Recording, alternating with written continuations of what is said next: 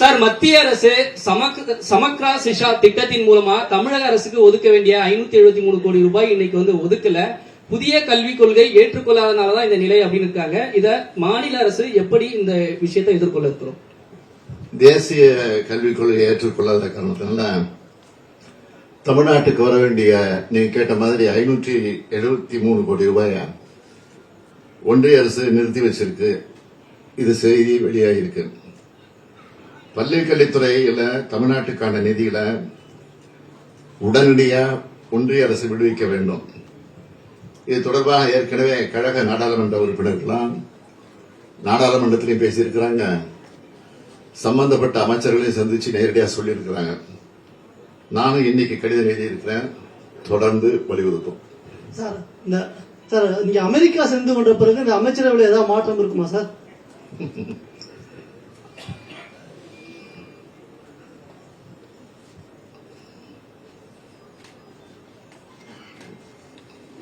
மாறுதல் ஒன்றுதான் மாறாதது.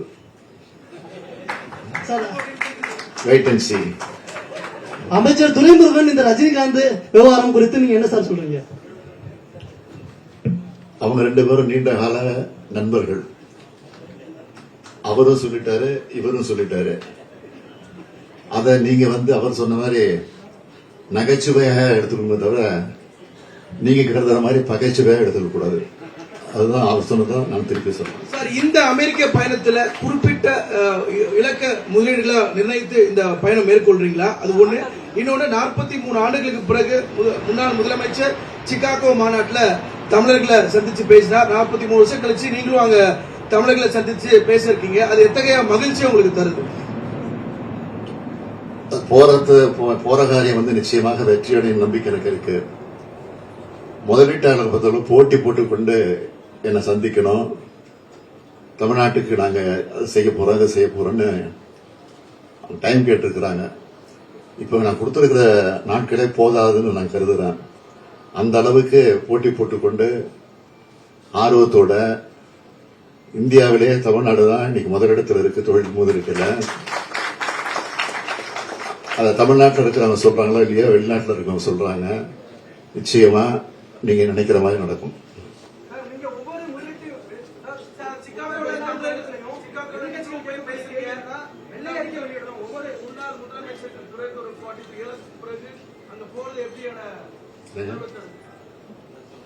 முதலீட்டை ஈர்ப்பதற்காக மகிழ்ச்சியோட போறேன், உறுதியோட போறேன்.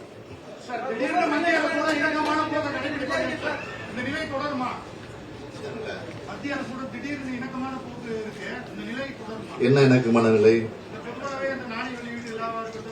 அது உங்களுடைய எண்ணமா இருக்கணுமே தவிர நாணய வெளியீடு மத்திய அரசு பொறுப்பு. அவங்களுடைய அனுமதியோட தான் வெளியிடுறது. அதனால அந்த மரியாதை அடிப்படையில் அந்த முறைப்படி அவங்கள அழைச்சோம், வந்தாங்க, வெளியிட்டு போனாங்க. அதான் விஷயம்.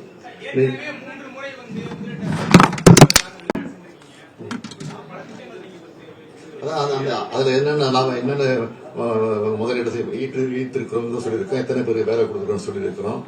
அதே மாதிரி என்னென்ன நடந்துட்டு இருக்குன்னு சொல்றோம். இப்ப என்னென்ன பணிகள் நடந்துட்டு இருக்கு தெளிவா சொன்ன உங்கள்கிட்ட. என்னங்க